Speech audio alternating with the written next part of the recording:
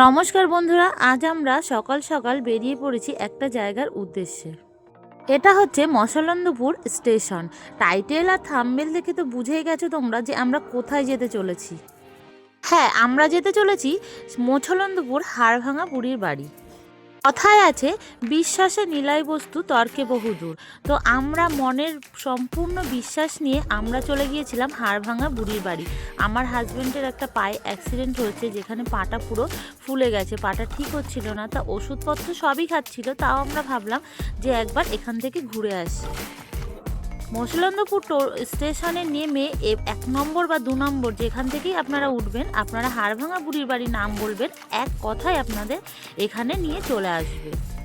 15 টাকা টোটো ভাড়া দিয়ে আপনারা কিন্তু চাইলে ভ্যান, রিক্সা সব কিছু এখানে আসে। টোটো ভাড়া দিয়ে আপনারা কিন্তু এখানে চলে আসতে পারবেন। এই হচ্ছে হাড়ভাঙা বুড়ির বাড়ি। দেখতেই পাচ্ছেন কত লোকজন এসছে দূর দূরান্ত থেকে, সবার মনের বিশ্বাস নিয়ে এখানে এসেছে বহু দূর থেকে। অনেকে তো এও শুনলাম যে একজন এসেছে প্রায় হুগলি থেকে। আমি তো কোনোদিন যাইনি, তো এখানে দেখলাম প্রচুর তেলের দোকান। অনেক দিন আগে আমি এখানকার কথা শুনেছিলাম। তো এখানে প্রচুর দোকান পাশারিও আছে, আপনারা এখান থেকে তেল কিনবেন। এই যে দেখতে পাচ্ছেন চারিদিকে কিন্তু আপনাদের এখানে তেলের দোকান দেখতে পারবেন। এখান থেকে এই তেলের বোতলগুলো কিনে নিয়ে তারপরে কিন্তু আপনাদের দিতে হবে লাইন। আর এই লাইন হচ্ছে কিন্তু কোনো মানুষের লাইন না। আমিও প্রথমে দেখে খুবই অবাক হয়ে গিয়েছিলাম। তো দেখতেই পাচ্ছেন আপনারা কত বোতলের লাইন পড়েছে। এই বোতলগুলো কিন্তু বোতলের গায়ে একটা কাগজে কিন্তু লিখে দিতে হবে নাম। এই তেলের বোতলের লাইন দেখে তো আমার সম্পূর্ণই মাথা ঘুরে গেছিলো, কারণ আমি এই রকম লাইন কিন্তু আর কোথাও দেখিনি। দেখুন, একবারে পর পর কিন্তু তেলের বোতলের লাইনগুলো রয়েছে। আমাদের লাইন রয়েছে একদম ঠিক লাস্টে।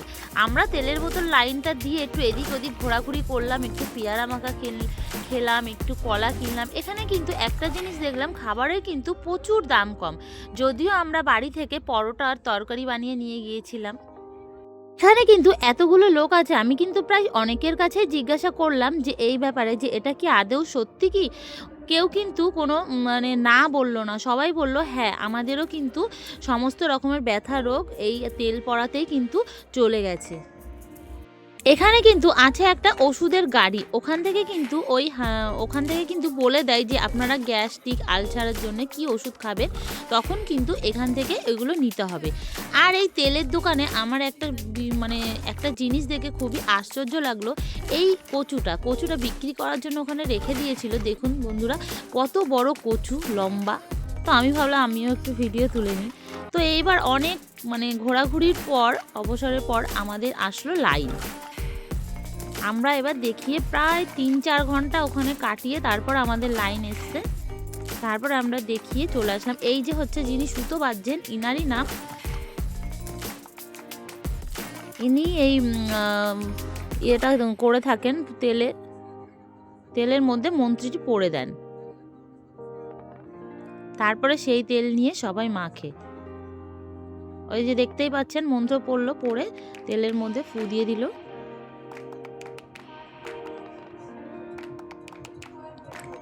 তো আপনারা যদি এনার সঙ্গে যোগাযোগ করতে চান, এখানে কিন্তু এই যে নাম্বার দেওয়া আছে, নাম্বারে যোগাযোগ করতে পারবেন। আর এনার বাড়ি তো মশলন্দপুর, সবাই জানতেই পারবেন, ওখানে গেলেই এক কথায় আপনাদের চিনিয়ে দেবে।